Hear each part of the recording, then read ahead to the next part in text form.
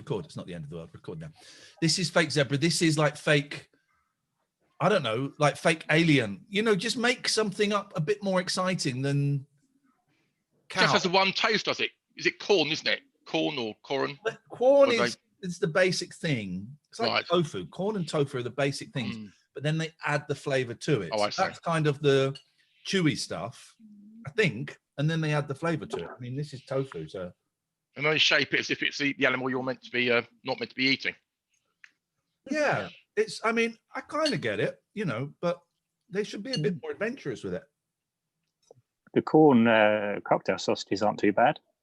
Well, quite nice. There's a limited amount of meat in actual sausages. Probably Yeah, it actually tastes more like sausage than the real thing. Yeah, no, the corn stuff is nice. The Linda McCartney stuff is great. You know, it's really good. It's always been good. But I kind of just wonder why they don't just make stuff up. This is a regular discussion between me and my friends.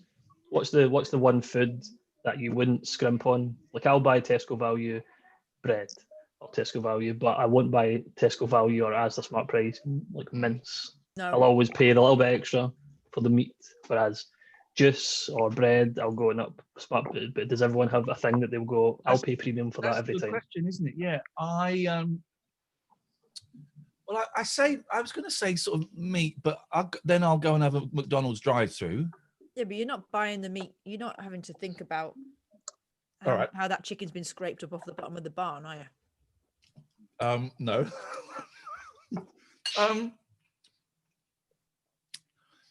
Custard for me. Oh, wow. Yeah, sorry, that wasn't I'll always get the top of the range Madagascan vanilla custard with black bits in, as opposed to the cheapy, crappy, bright yellow one. So Is that custard by itself? Was that custard with like an apple pie you have? Or I've had custard for years. None of your fucking business. I'll have my custard. I was looking for a recipe. I'll have my custard out. No, I mean, it's custard, but then I've got one more slice of Bakewell tart that someone made for me. Yes, Catherine? Me. Okay. I got a slice of that. So I bought some got a nice custard with it. Jonathan, is there one thing that you don't scrimp on, or you just don't care? Pretty much. I can't have the cheap crap anytime. You get stuff like Coke. You think that cheap Coke, Asda Coke, that kind of stuff? Nobody likes that. Come on, seriously. Might as well not bother.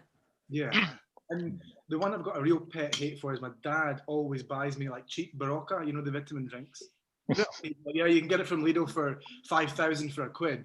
And this stuff is just absolutely rank. What is different about the fake Barocca compared to the real one? I'm a big fan of Barocca, but what is the difference? Number one, it doesn't fizz enough. Like, part of it for me, I want to see the thing fizz properly, feel like, you know what I mean? It's like part of the thing that you're getting from it. Yeah. It's just crap. It just doesn't taste very good. Wouldn't waste my time with it. No way. I'm reminded, of course, of the Panda Pops, which was we had it when I was a kid. Very rarely did we have Coke. Very rarely would we wouldn't have cans of Coke in the house. Really, we had either Soda Stream or those little Panda Pops that were like 5 pence a bottle, and they weren't very nice. Did the Soda Stream ever make a comeback at all? At one point, it didn't. You mentioned it in the show, but.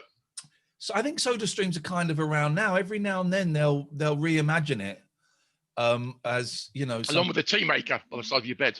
Tea maker, but yeah, Soda Streams are still around. I think they cost a fortune still. They're trying to convince people to make their own fizzy water now, which is Jesus. Yeah. Just get a straw and blow in it, isn't it? Exactly. Take all the fun out of it. Adam, is there anything? By the way, we might nick this for tonight's phone-in. Thank you, Graham.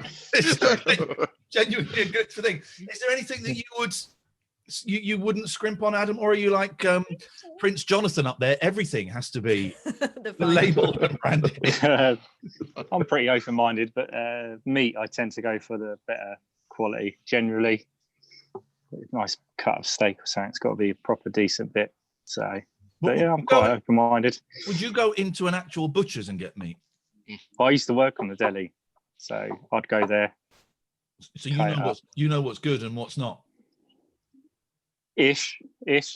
Although people argue that Sainsbury's isn't a proper butcher, which I suppose it isn't because it comes in pre-packed stuff. So It's not a proper butcher.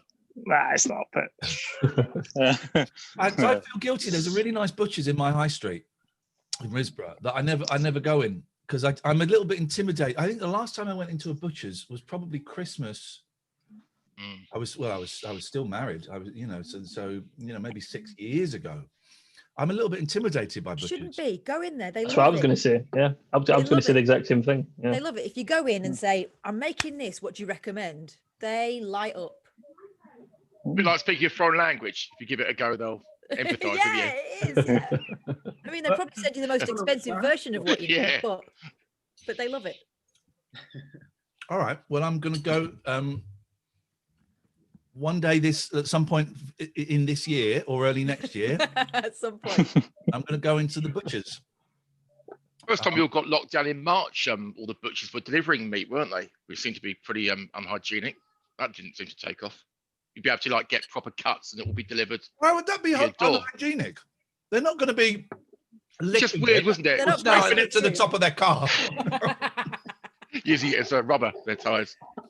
Unless they're talking about their own meat. Yeah, well, exactly. Maybe they were.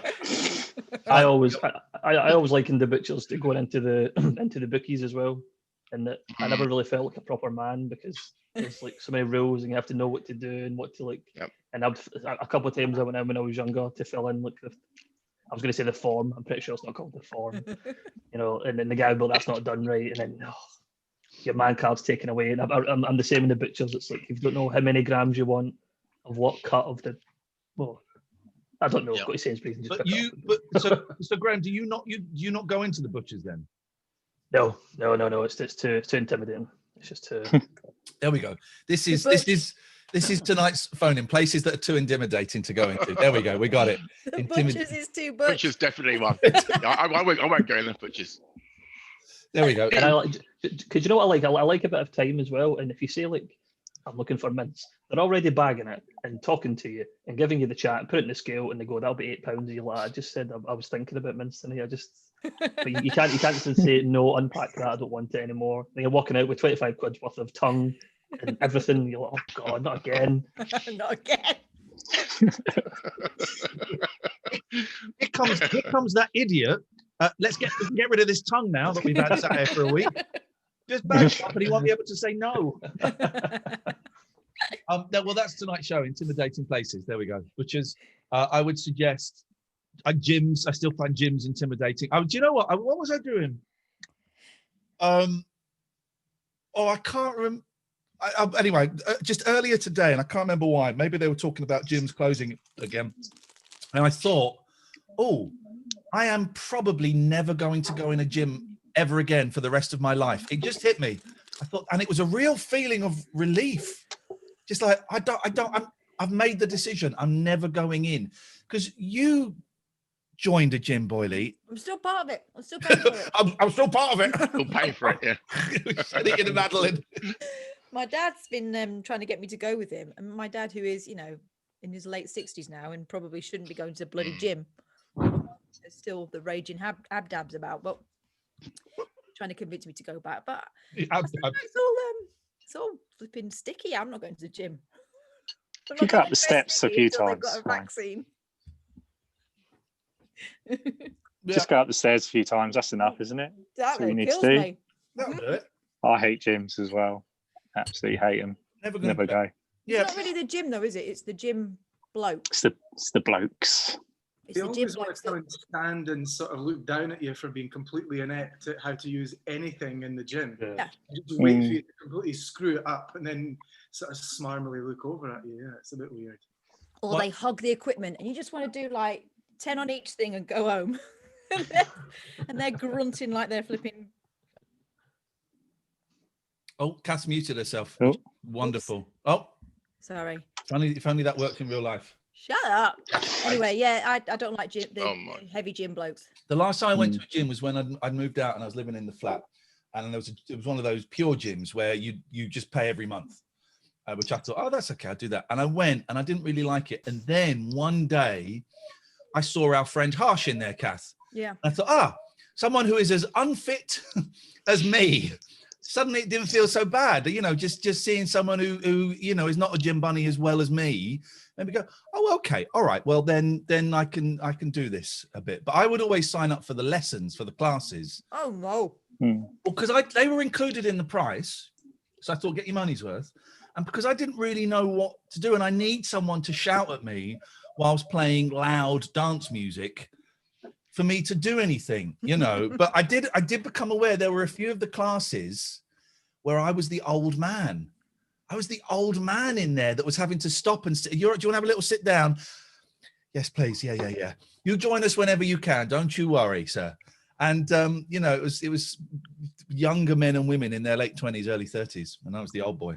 Found those 24-hour gyms really weird. You know, when you're working out about 5 or 6 in the morning. Now, just because you're into it at that stage, not now, but you get all the kind of nighttime workers working out at 3 in the morning. You have that turnstile, a bit like the football turnstile, which also is a horrible entrance into it. Good world of pain. Well, the Pure Gym had pods. You had to. It's like Spinal Tap. You have to go into a pod, and then you had to wait for it to. It was horrible. Oh yeah. Horrible. That's butchers and gyms that intimidate. Richard, you're a very confident man. This is. It's all a cover. It's all a cover. For those who don't know, this is Big Up the Gregorian, by the way. Does my echo work here? Does the echo work here? Yeah. Big Up the Gregorian. It gets embarrassed. It gets It's all embarrassed. for show. No, I was going down for my megaphone. I used to get embarrassed. I'm not so bad now. I'm quite enjoying it now. I had my megaphone. I've lost my megaphone. Is it you're a confident man about town, Richard? Is there anywhere that would intimidate you? Yeah, I won't go into a butcher's. Agree with that. It's anywhere where you don't go often. So a swimming pool, for example, like a public swimming pool where I don't go, which that would intimidate me. The gym not so much because I used to go there enough. But yeah, I'm quite picky. I won't go to a supermarket. I'll go to like a Marks and Spencer's. I don't shop weekly or that type of thing, you know. So I'm very much in and out, you know. Get the stuff, vanish. Would you go to the cinema on your own? Oh God, yeah. I mean, if it was safe, I'd go. Yeah, I don't have any problems about that type of thing, you know. I've got no choice, got no friend. No. When you say if it's safe, do you mean as long as it's not haunted cinema? I wouldn't do it now. We got just before COVID. We were going to those ones with the sofas, what they called not home. There was that whole brand of cinemas that were really good. Oh. You know, you'd have like a cocktail food they'd bring to your seat, that type of thing. There's one up in Hampstead. Yeah, like a One picture in, house or a Yeah, they were really good. Curzon or something. Yeah, they decided to sort of, take an expensive product to make it even more expensive and think they're going to be successful, which I think they were. Yeah. So have you not been to the cinema then since lockdown? No. I mean, really, it's I've really cut back. But again, so what? You know, you can adjust. But I used to go to the cinema a lot with the girls in Guildford. But you know, if you don't have to take the risk, I'm very much along your lines. I think I'm very cautious. Then kind of released it a bit in the last month or so when everyone was like going out partying. But now here in Guildford, there's that sense. So every time you go out, you see an ambulance. That wasn't happening 4 weeks ago.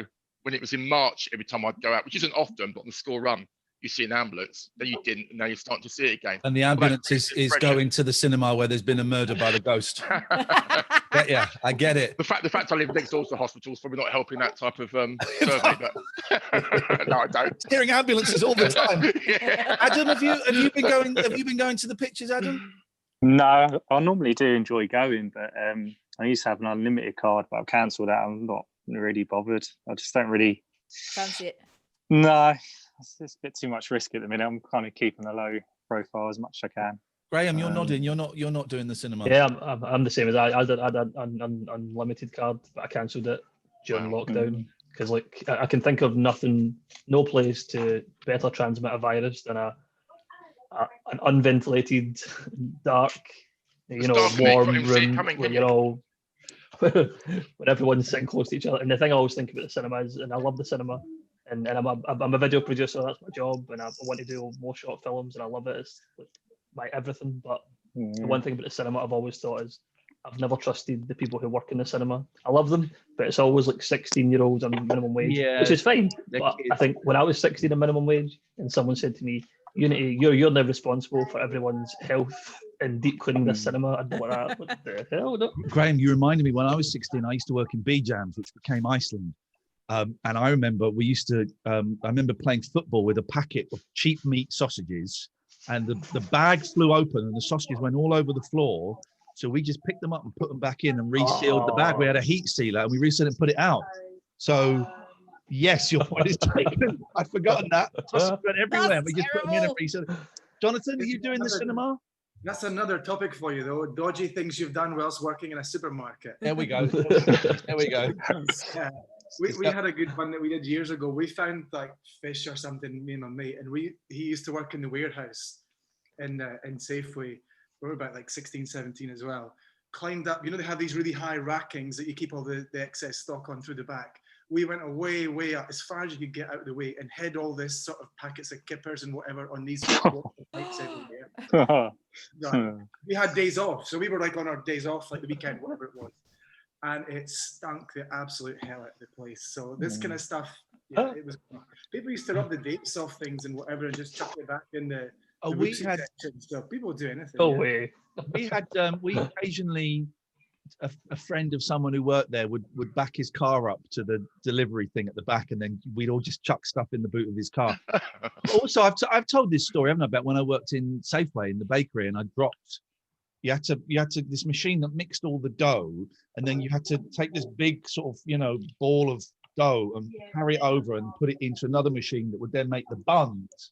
And I dropped that on the floor, and the floor wasn't clean, so it was all gritty and stuff. And I just put that in the machine. And another time, some of the buns started coming out pink. Oh God! What is that? Oh no! And I cut my thumb, and I was bleeding into the buns. And of course, this is so horrible. I've got a worse one. I just kept putting. Well, it can only be worse if it's spunk or shit. Oh. I kept putting the buns. I kept putting the buns back in until they came out clear. So beat that, Adam. Although I don't know if I want to hear it. No, well, it's not of the human kind. The Sainsbury's I used to work at, they cleaned out their donut machine and they found a dead bird in there. It'd been in there for some time. Oh no! So they reckon it must have got in through the ventilation, got into the fry overnight, and then and they reckon it was probably like that for a couple of weeks or so. Adds extra flavour though. So I think I'm going to go back to the butchers rather than go to the supermarket. I think that's what I've learned. I'll just have to bite the bullet. Go to the butchers. Go to the local bakers. The butchers. You know what they're doing with the holes in those chickens in the butchers? Stop it! They are putting things in. Because it's funny because I've been going to the cinema a bit, and I was really cautious around the whole COVID. Here comes George. I was really cautious. And then I've kind of not let my guard down, but I've been taking calculated risks. So I've done a couple of escape rooms with my boys. The risk being, the calculation being, the escape rooms are letting less people in so you don't ever see anyone. When you're talking to the guide, you wear a mask. And they assure me that they're cleaning everything between sessions, and I kind of take them at their word. So I've been doing that, and I've been going to the cinema.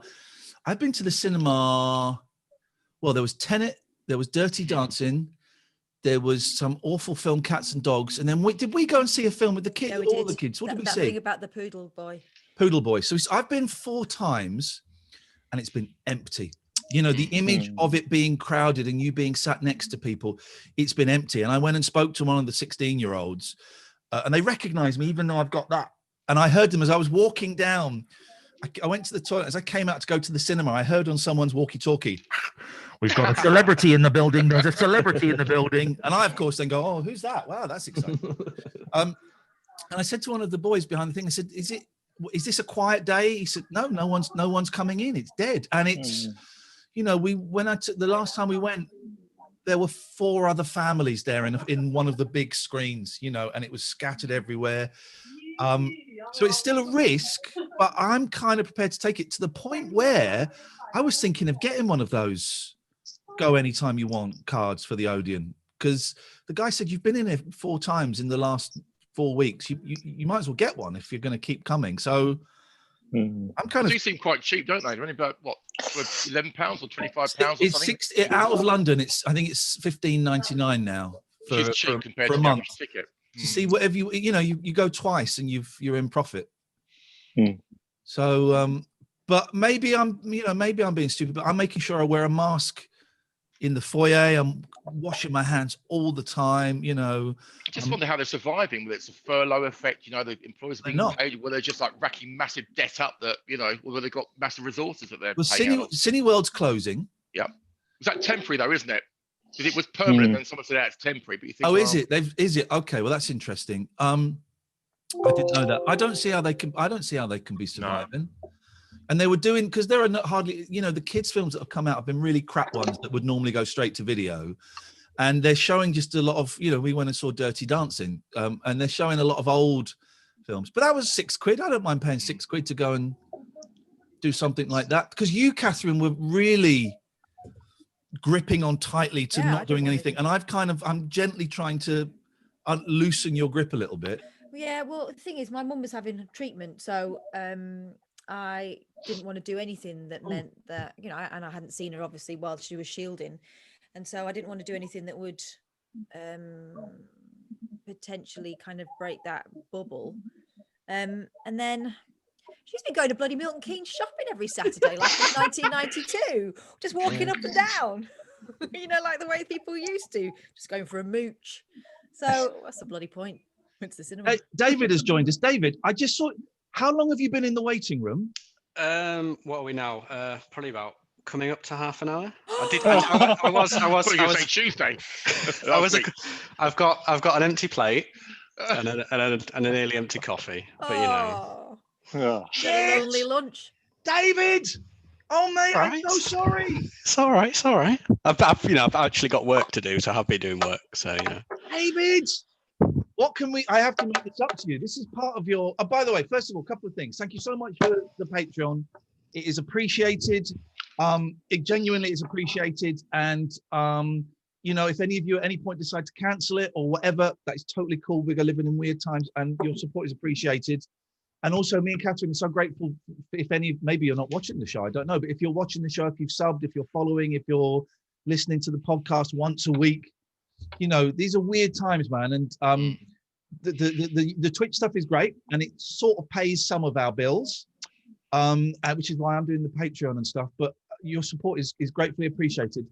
Apart from yours, David. That's why we all knew you were there. We were. Oh, I feel terrible, man. I'm so sorry. All right, dude. It's all right. How can I make it up to you? What you don't have to decide now, but have a think, and I am going to do something special for you. Can I answer? You can answer. Right. You can answer. Can I have a bespoke song, please? Oh, now you're talking. I can guess what the theme's going to be. Yeah. I'm glad we've all eaten. I dedicate this song to my good friend David. I want quite a hard plectrum for this one because this one's going to rock. Oh God, I'd take my volume down.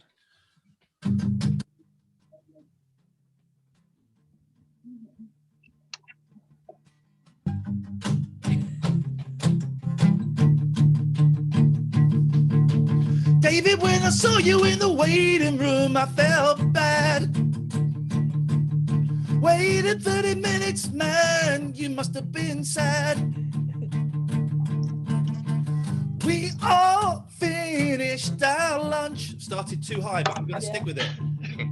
David joined our lunch bunch because we are making love in the afternoon. Making love and it finished too soon. I feel sad because David was late for lunch. I feel bad because Catherine isn't a $20 patron. Oh, David. Very good. There you go, David. No one else gets that. No one else gets that. Tremendous. Oh, damn Thank it. you. Oh, man. Got it. Got it. Hang on. I think I heard sarcasm coming from somewhere. Who needs live music venues when you've got this? It's like the real thing. Maybe. Well, this is what I'm thinking.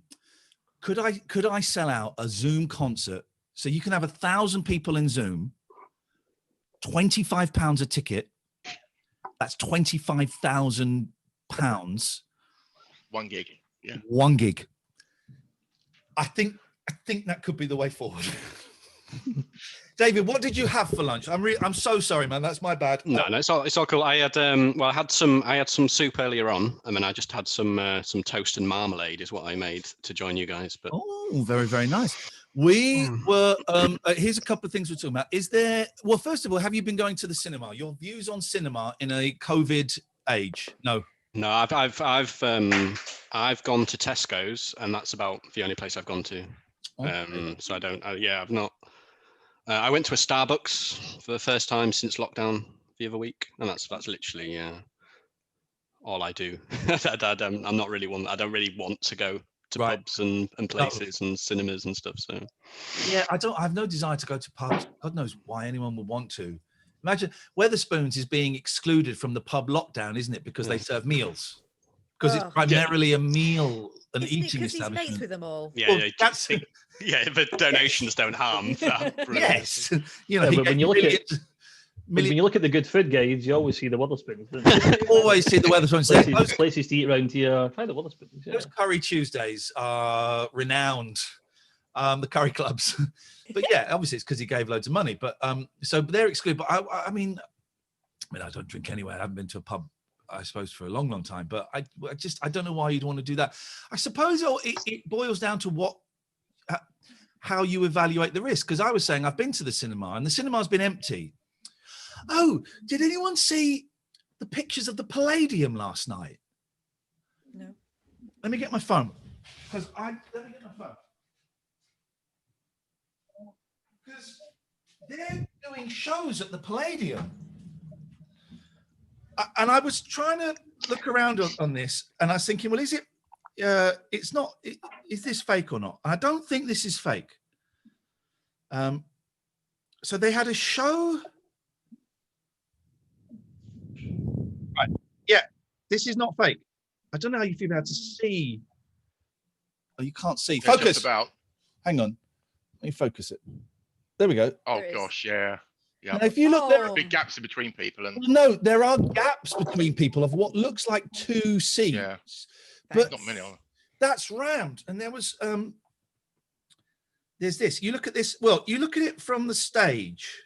Okay, there are bigger gaps, but I mean you can see Yeah, some that's gaps not sort of enough, is there. it? That to me is insane. And then I think But this it's was not just the actual seating, is it? It's how many people are using the toilets afterwards, how many people are touching the door handles, all that. and then this is, and I'm slightly confused of the timings. But this is the audience to see An Evening with Arsene Wenger. That was, Yeah. I think, may have been Very last night or the critical, night isn't it? before. And I mean, that's, I can't get this bloody thing in focus now.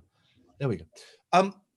That's insane. That's the kind of thing, you know, Yeah. I probably wouldn't go to, but if I did, I'd walk in and go, nah. And I've said to my boys, you know, when we go out, I kind of, I don't say it now, but they know if I feel uncomfortable with the crowds, we're going to leave and we're not sticking, you know, we're not sticking around. And it's, but that's nuts. I wouldn't want to go into something like that. I think I read a thing that was like it was equating like COVID with like driving in a car, and it was saying if you go in a car, there is a risk that you could get into a car crash. If you go for a shower, you could risk and slip and break your neck. But in life, we have to evaluate all these risks and weigh it up.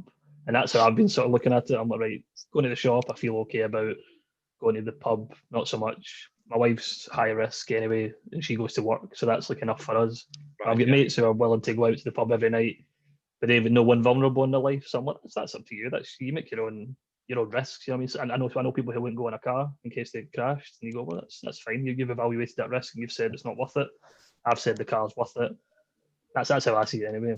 I think for me, like my concern is that I'm causing my daughter to miss out by not doing things. So it's like not. So like we go to like the local park, but I wouldn't really want to take her, you know, somewhere busier. And then like then you kind of think what you're missing out on. But you can try and, we do stuff at home and lots of like Play-Doh and watching obviously like nice films on like Netflix and all that kind of Disney Plus and all that stuff. But it's just, at that age you kind of want to be giving them experiences, and it's like there's only so many. How old? I did really. Sorry, you go. Go on, how old is she, David? She just turned 4 Right. In September. Go on, Graham. Sorry. Yeah, I had a similar thing, David. I've got a 3-year-old, and we went to a park that I thought would be dead, and we got there, and it was like Woodstock, just with like kids and parents and everything. And he was ready to run over, and I had to sort of try and explain to a 3-year-old. I was like, "We can't go over there," and he was like, "I want to go and play with the boys and girls." I'm like, "We just can't." And he's like, "But why not? Because they're there." And you're like, "Jeez, oh man, this wasn't in the book." To explain to a 3-year-old. My fear, my boys are 8 and 10, and Catherine is slightly a year older each. And I'm sure that we are all as parents, the parents among us, doing the best we can to keep this as normal as we can. But I can't help but think in 20, 30 years' time, this is going to F them up in some way. They're going to, this whole generation is going to look back at that. What's it going to be? 2-3 years, hopefully, no more, of when they were told, everyone was wearing masks and they weren't allowed, they had to sit in the car while their parents went in the supermarket. And all of this weirdness, is going to have a lasting impact on them. I'm sure you've checked in, haven't you, with your kids? And do they seem unduly worried? I mean, I check in with mine, and they say, "Well, whatever, we wear masks," and it doesn't seem to affect them. But what's frightening is how quickly they've become used to not being allowed to sing at school, not being allowed to hug their friends. One of the great sins at school now is running into someone else's bubble. I find it. Go on, tell about the naughty boys. The naughty boys. That was like week 1. I did. This is terrible, but I did love it. We got a very stern email from the head teacher of my eldest daughter's school saying, unfortunately, a couple of the 12-year-old boys have risked everybody's safety by running through bubbles. Apparently, they were like running through and high-fiving each other in the playground. And terrible. But he goes, if that means if anyone gets it, they're all off. And I was thinking, those guys are going to be legends. But yeah, I mean, of course a 12-year-old kid is going to do that at some point because they're 12.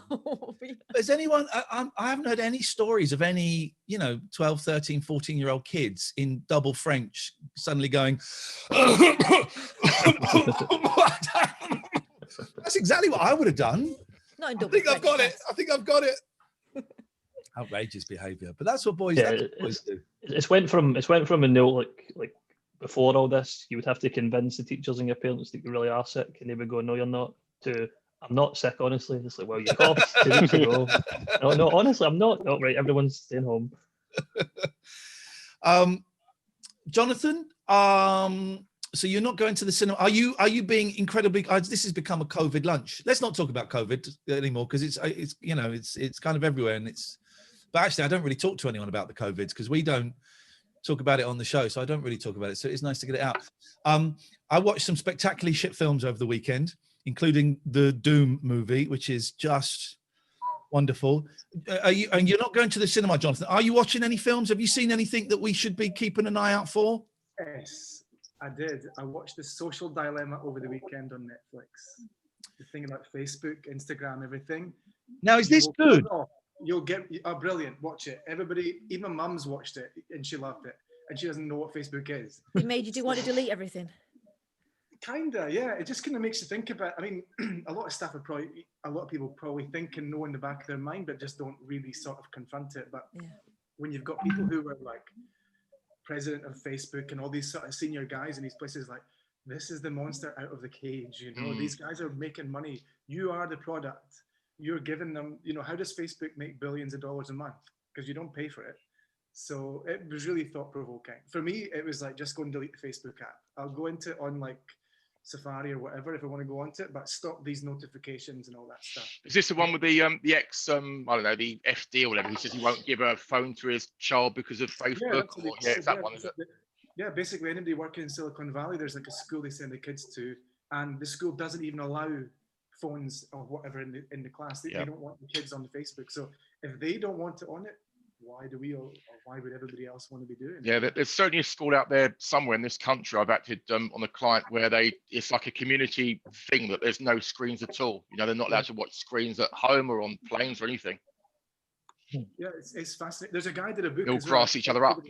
Sort of read the first couple of chapters, but it kind of makes you think, oh my God, how much time are we wasting on this stuff? And we're getting really sad by it. That's the thing. It's actually making us worse. Yeah. Not better. That's the sort of disappointing thing about it. I watched about 3/4 of it, but I don't think I was in the right headspace for it. But the thing that really leapt out of me was, like you say, it's the notifications. It's the fact that we're being trained to to try and sort of pacify it almost. So you get a notification and you feel like you have to, and it wasn't the guy who actually invented the like button or the notifications where he said, I wish I'd never done that or something. Yeah. And I noticed, so I sort of like, I kept the Facebook app for the first sort of 24 hours. I thought, I'm going to see how many notifications I get here. And the more I thought about it, is these are just pointless. I don't care that some guy I went to high school with 20 years ago had just had a birthday. I really couldn't give a shit. So I was like, just going to start turning all these notifications off and just bin it. I don't kind of mind it being there. I keep Messenger to keep contact with some people that I'm sort of friends with, but we don't see each other often. But I don't want all this constant notification and all this stuff, because that's what makes you look at it. That's obviously the whole point. Yeah. I thought if we can sort of get away from that, I probably feel a bit better. Yeah, especially now in COVID, we've got enough on our plates to sort of deal with that stress. Yeah. You're in danger of becoming a slave to the sort of fear of missing out, or not even thinking about it, not even thinking about it. But yeah, it's all there to sell you advertising or to motivate you to buy things. Yeah, I mean, it was really fascinating. I'm not a massive movie fan, now and again watching things, but I don't know. It came up on Netflix, which would probably be ironic because that would be the algorithm. It'll be the algorim telling you, people like it. That's the fucked up part of it. When my Facebook got hacked, I was so. I mean, I don't use it massively. And I don't really use it personally. I have like a personal account, but it's half a dozen friends. A lot of them were kind of Americans connected with the Monkees because of the record label. But I'd never post pictures of my kids or pictures of my lunch and stuff. It was just so I could run kind of my public account. And when it got hacked, I was really pissed off and I was really upset and I was really angry and like, I've got to sort this out. And then when it was taking a long time to get back, part of me thought, oh God, I hope it doesn't come back, because I don't know what impact having 10,000 people follow me on Facebook has on, or ticket sales and people that come and see Twitch. I don't think it has a massive impact on numbers for my business, and I don't like it. And then of course I got it back, and I don't use it as much, but it's still there, and it's. If you get rid of the app, so the sort of thing I felt with it is, if I get rid of the app, I have to physically go and log into the web page. So you've kind of got to do something to do. You can still have it. You can still check it once a day, but with the app there, your temptation is right. Just pick up the phone and have a. Yeah. And before you know it, you're just wasting half an hour looking at videos of Donald Trump making a tit of himself. Again, I don't think I've read as many books since there's been Facebook and Twitter and stuff around. Yeah, well, the thing that sold me was that film. What was the film about Mark Zuckerberg? The movie. Oh, the Social Network. Social Network, and the fact that it was, and I think you told me this before, Catherine, that he built it to rate the attractiveness on girls in college. So when you see it comes from actually it comes from a very seedy, misogynistic starting point. That is what it is, and it kind of grows. It's not pleasant. Mark Zuckerberg is not a pleasant man. He's not doing it because he's got all our best interests at heart. Your long lost friend's dinner photograph that you've no interest in. Yeah. I think it says something that Mark Zuckerberg covers up his webcam. Does he? Yeah. I've seen pictures of him. He's always got a sticker over it.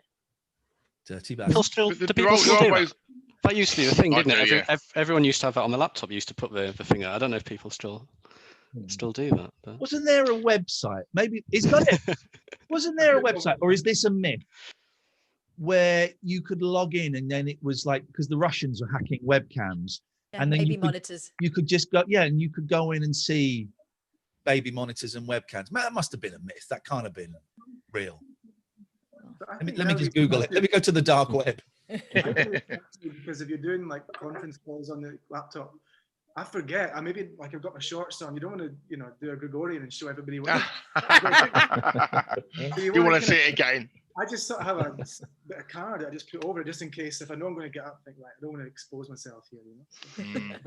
Maybe moved on a little bit in COVID times. We're now a bit more. I think you're right in terms of Twitter.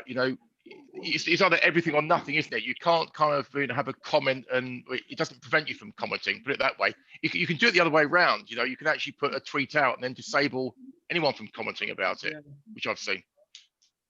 Yeah, that becomes like a one-way, kind of information source from the discussion. My wife has always said I'm a freak for many reasons. But I'm 30, but I've never had a Facebook, and it's just never. Not for any. I'm not any principle. Like Jonathan was saying, all the bad stuff. I think if you want it. But I always say to my wife, I don't care what anyone else is doing. I don't care if anyone knows what I do. I'm not really bothered. If I want someone to know, I'll text them. I'll go, hi, I'm watching the football. You watching it? Aye, okay. I'm not really bothered. I've really just never been fussed. Really interesting. That's the thing. Like, who cares? I personally, I just don't think anybody cares that much about my life. I'm not that bothered whether they do care or not. So I just don't post anything. Yeah. And it is, but it's all creating envy. It all creates envy and unhappiness because I see Jonathan's out with a beautiful woman and having an amazing lunch. And I'm thinking, well, shit, why? Hang on, but why is my life not like that? But your life probably isn't like that. It's just that one snapshot where the sun is in the right place and everything looks perfect. But your life around that is probably as miserable as mine, the ups and downs of mine. But everyone is comparing themselves to Facebook pictures and Instagram pictures. And I think the fact that you've taken a picture of it suggests it's extraordinary. Yeah. Because that's a good point. Yeah, that's a good point. Does the Twitter around the show help you guys, and Catherine, in the sense of creating any vibe or enthusiasm, or is it just a pain in the backside, so to speak? Sometimes I quite like it, and I try to keep it fairly light, and I try not to get dragged into anything, that's going to get annoying. But it only takes one. Every now and again, there's one. I was well, what's interesting is there's hardly any Twitter interaction during this show, during the Twitch show, because it's all on Twitch. That's the thing. I just would check it a couple of times a show and there's hardly anything. It's good sometimes. The other day when we did that silly thing of, right, you want topics, give us some topics. We got 50, ranging from really, really good to really, really rubbish. So it can be, but I was waiting for someone the other day and I was just looking at the news on Twitter and thinking it was Lawrence Fox, it was Boris Johnson, it was Donald Trump, thinking, Jesus, this is all designed to get me angry. Yeah. This is all here. I don't really care. I don't really care about Lawrence Fox. I don't care about him at all, actually. But the fact it was showing up and then I'd click on the thread and suddenly I felt he's calling everyone pedophiles. I'm gonna type something up. Who cares, man? Who cares? Do you ever, like Iain and Catherine, like, not that everyone else isn't more of a celebrity, but people like sort of celebrity sort of profiles, do you ever worry that you'll accidentally say something in anger or like the wrong thing and then suddenly it'll become a massive thing, like he said that, and then you'll just sort of cancellation culture. hard with that brush, and just in the flick of a switch, you've said one thing, you've typed one thing, you've liked a thing, that's you. This is more on you, Iain, because no one gives a toss what I say. I have said things, and I can't think of any specific examples. I've said things where I've been called out for it, and then I've had to really think, right, do I stand by that? And if I stand by that, is it worth getting a load of shit for? Or do I not stand by that? And if I stand by it, I'll just go, yeah, I stand by it. If I stand by it, but actually it's not worth getting shit for, I'll apologize. And if it's something that I think is wrong, I'll apologize. I do worry about clicking the like button on stuff. I noticed that one of my tweets the other day was liked by a porn star. I think she follows me, Catherine. I think it's the one who on like Remembrance Sunday, wasn't there was a porn star who on Remembrance Sunday like posted a really sexy picture of herself, but it was like celebrating VE Day. But you could see her, it was V-Day. You could basically see her boobs or something. And I think she follows me because I retweeted it going, this is brilliant. This is what they would have wanted. This is what they would have wanted. So I then started to find myself falling down the rabbit hole of looking at her pictures. And they were very, very naughty. And then I really panicked that I might accidentally like one. Now, in the great scheme of things, I'm a divorced guy. I like a porny picture.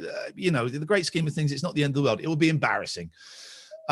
But yeah, I do worry, and sometimes I look at people's Twitter feeds that people that are arseholes, and I do worry about nudging the like button, and people go, oh, he's liked Hopkins or someone like that. But the thing I've learned is you just put your hands up and go, I didn't mean to like that, or you unlike it very, very quickly and hope no one notices.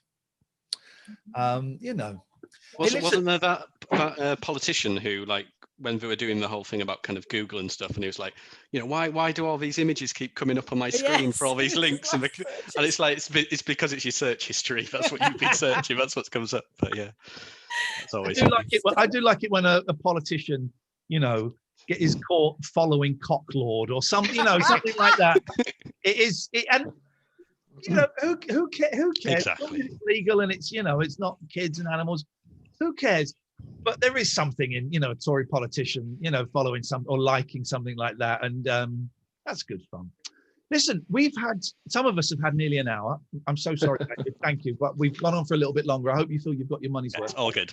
I'm going to go in a second. One of my kids is off school again it's the youngest with a bad leg.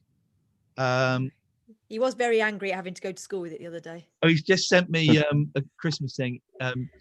Can I add? There we go. Talk about soda streams. Can I add a slushy machine to my Christmas list, please? Wow, a slushy machine. A slushy. How much is a bloody? Mr. Machine? Frosty, they're crap, but no, not getting. There's a proper. He sent me a picture of a proper slush puppy. Oh, let's have a little look. See what Where else did kids find their Christmas presents these days? It used to be like the back of a catalogue, didn't it? You used to look at the back of Argos. Or yeah. TV. Is it TV now? Is it? Okay. Oh, they watch a bit of TV. Every other break is a new toy. My daughter wants some 80 quid bear for Christmas now. So slush puppy. Horrendous. It doesn't. Well, okay. It doesn't have a price on it. That normally means it's really cheap, right? free. Okay. There's a slush puppy. Only £99. There we go. This is the kid that had a really modest Christmas list, and he thought, "Oh, bless him," and now he's adding the super deluxe stuff. And the October.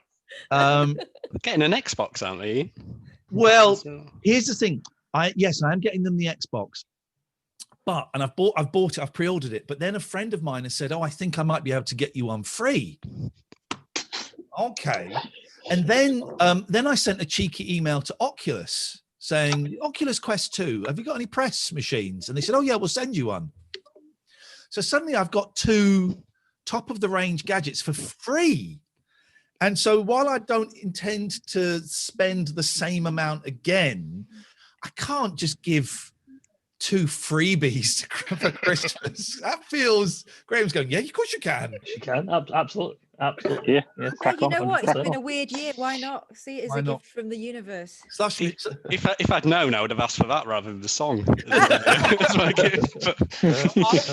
still got the Chuppa Chup tree that I bought 2 years ago. They won't finish the Chuppa Chups on the Chuppa Chup tree. Oh, Cass muted. You know why? Right, loose cable, loose connection. Cable's really rattly. Dodgy solenoids. I was going to say my kids finished off their Chuppa Chup tree within about... Well, it took them about a year. But... Your kids live with you and mine don't. Why do you have to keep rubbing that in? Well, surely you should be giving them more guilt lollies. Or Chuppa Chups.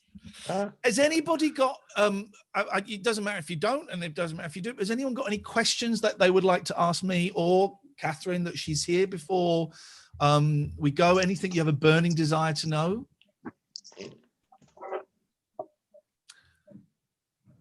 That is the correct answer. Good. Good. Because I'm worried they're going to go. Anyway, I'm not even going to go there. Right. I think we're done, everybody. Thank you so much for this. I hope you enjoy it. We did the first one on Sunday. Catherine didn't come. Richard came along. And I was really nervous, thinking, well, God, first of all, what if no one comes? That would be great. But what if people come? That was my second fear. What if people come? And we did. And it was a little bit stilted at first, but it was made good because my microphone kept breaking. So that gave us 10 minutes of everyone laughing at me being a dick and going under the table. Actually, I really, really enjoyed it. And I've really, really enjoyed this today. And I think maybe next month, if you guys stick around for the $20, that'd be great. If you don't, that's great. There's no pressure. I think Well, no, maybe I was going to say maybe we'll just do one, but I think maybe we'll make it 2 again. We'll make it an evening one and a lunchtime one because I know it's not suitable for everyone. Thank you to Catherine for the idea.